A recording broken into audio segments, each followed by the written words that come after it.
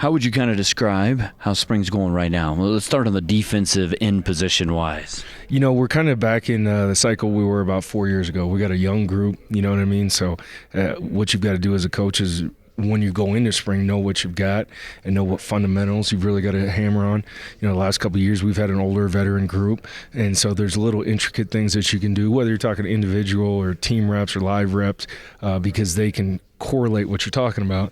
Take it to a live set where when you've got a young group, you've got to be very basic in your teaching. Make sure you're building a foundation, a baseline, and that's what we're doing right now, and still put pressure on them. Some of these guys, a couple of these guys are going to be playing against Missouri, you know what I mean? And that is a long, long away for some of these guys, but we've got to make sure we put pressure on them, put them in, as we call it, the heat of the moment, you know what I mean? And see what guys can just execute base fundamental things before we start to get to step C, D, E, and F, So you've had a couple weeks to see these young guys because obviously, gone are veterans like Crall and KP, but you've also don't have a Garrett and you don't have Josiah this spring camp. So how would you assess the first couple of weeks? I mean, you're about the midway point of practice. What steps do you feel like you've taken positively? What are some of your concerns right now? Concern-wise, we've got a group that's a little bit lighter than maybe that's out there right now. Now, when you had Josiah and Garrett, you're talking about a fifth-year senior and a fourth-year junior that are both 240-plus pounds, you know what I mean? But a little bit lighter right now, and our tight ends are doing a great job of being physical at the point of attack, So we're getting some excellent looks, and I think that are going to be consistent with what we're going to see in our league. Our tight ends are doing a heck of a job right now. And so from that's a concern. What guy can line up in six and play a base six technique? That's something we're going to have to do in our defense. There's been some flashes, at pass rush, but a lot of things we've been trying to hammer home is we've got to earn the right to pass rush, and that's great to do a pup drill or one-on-ones and stuff like that. But if you never get to 3rd and 6 plus, if it's 3rd and 2, 3rd and 3, then you're never going to be able to show that skill set. And so that's where we're at right now, getting these young guys understand the effort that we need to play with and the technique and fundamentals we need to play with, if that makes sense.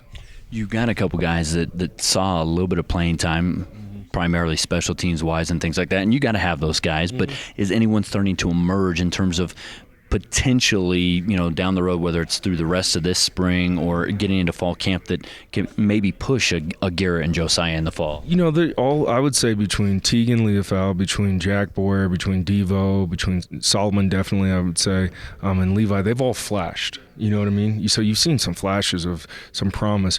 Now with young players, it's getting them to build consistency. You know what I mean? Ups and downs, highs and lows. Those are the things that'll get you beat. And that was a little bit of a reflection just as a whole, probably as a team last year. We were up and down.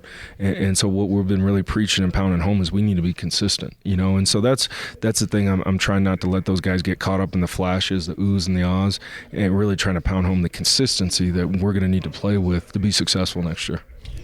Does the lightness concern you at all in terms of, because you don't have maybe the size to battle some of these larger tackles that you're going to see? It's not so much the tackles, you know what I mean? It's the tight ends. When you play Boise State or CSU and you're talking about lining up against 250-pound tight ends, I've got full confidence that a lot of these guys are getting their eyes open right now and that they're going to have great summers, and our strength staff, they're on the same page. Sophie, our nutritionist, on the same page.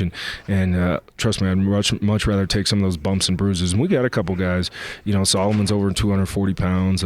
Levi's coming up in the 225s, and I would say he's a guy that is much more explosive than his size. And so there's some potential there, but potential is an extremely dangerous word. You know what I mean? Especially as a coach, it's really potential gets more coaches fired every year than anything else. So, again, my biggest mission this year is out of spring is to come out with a group that's consistent and to be able to have a great evaluation on each guy and what their skill set is. So when we get in the fall, we can really hone in, and then that's where my job comes in, is making sure we get those guys on the field when their skill set is going to be best used. You added in the offseason as the defensive run game coordinator, so you've got more on your plate now. Is there anything that's kind of different for you in this added role? Yeah, it's been great, and we've always game planned as a staff, you know what I mean, as a defensive staff. So, ideas being thrown out. Each of us has a particular part of the game.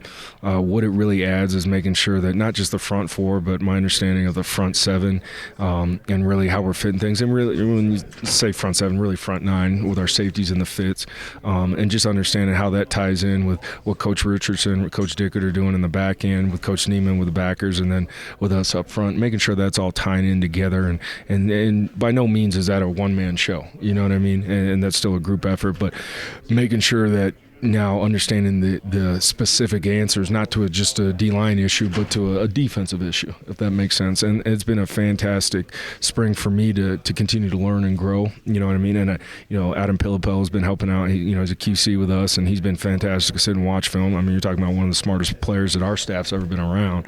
And so he's been fantastic in helping me, teaching me just the specific ins and outs of backers' alignments, their keys, their fits, and more than just, okay, hey, this is how you fit it, but this is why we're fitting it. And so it's been great for me as a coach too. And just like we ask our players to continue to learn and grow, man, it's been a great challenge, and I've really enjoyed that challenge to make sure everything ties in together.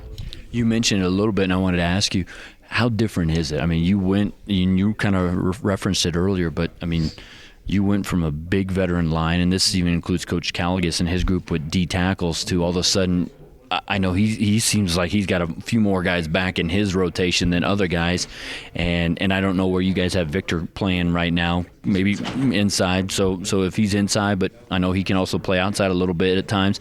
How different is it with this kind of a fresh look up front, and especially without some of the veteran guys that are out right now? It's different, but these are the cycles that you go through as a coach. You know what I mean? And we had those cycles when we were at North Dakota State too, and that's why you recruit, and that's why you develop depth, and that's why you have competition. So again, the biggest thing as a coach is identify and understand that I can't coach this group like I did the previous groups. You know what I mean? Just because they don't have the rep count in practice, and they don't have the game experience to be able to go and say, hey, let's do all these things. You know what I mean? We've got to keep it. I always try to compare it to the guys. It's like building a house. And when you start building a house, you better build a great foundation. You know what I mean? And so that's the enjoyable. It's kind of like, you hear a lot of people talk about the process, right? And these are a part when you have success, whether it's this year or in a couple of years, you look back at the process and enjoying it. And then there are some ups and downs. I'd be lying if I said, were there other springs that are a lot smoother? You know what I mean? Yeah, absolutely.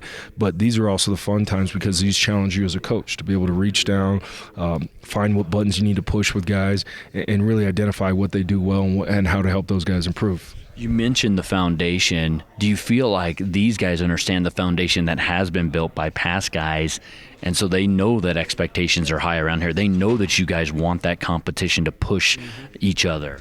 I think they're learning right now. They're learning. You know what I mean? I think it's great for Josiah and Garrett to stand back and watch and coach, and something that we've always preached in our defense and really in this program is the older guys, they're going to hold a high standard. I've always really believed that not asking young men to play for me, but for their teammates around them. I believe that's the most powerful thing in football and really in sports. And so it's really given Josiah and Garrett a chance to step up now as a senior and junior and take hold and say, hey, this is our group. This is the expectation. Always a little bit hard when you guys haven't been on the field yet to really understand, okay, this is why there's the expectation. It's easy to say, hey, let's do this.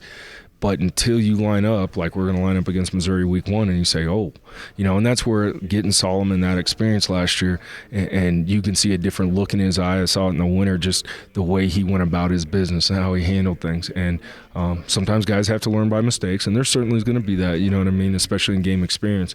But it's been a great opportunity for Josiah and Garrett to really step in and say, okay, we're the upperclassmen now. This is our group, and that's something that we've talked about a lot, and they're two really seasoned, hungry guys. If you saw them in this building, you wouldn't know those guys were scholarship guys. The way they still handle their business and prepare, rehab, study. I mean, this offseason, I remember walking by in January, and they were holding a position meeting on their own, and I hadn't even said anything about that. You know what I mean? So those two are very driven and focused, and they understand what will win and what will lose, and there's not a huge difference there. And so that's what we, myself and those two, are trying to get across to these young guys.